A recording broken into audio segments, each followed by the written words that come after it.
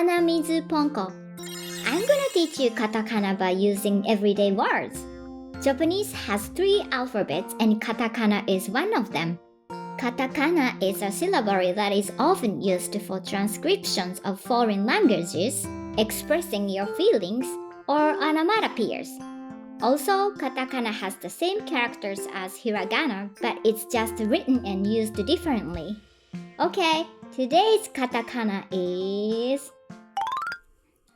ラリルレロランドセル Japanese elementary school backpack リップクリーム Chapstick ルンルン Euphoric mood レモンスカッシュ Sparkling lemonade ロボット Robot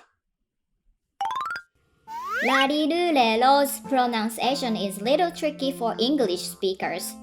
Even though we use R or L for rarirurero for writing it in English, the pronunciation is in between R and L sound.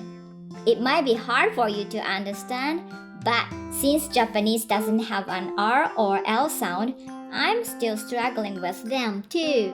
We just need to get used to it. Okay, see you next time.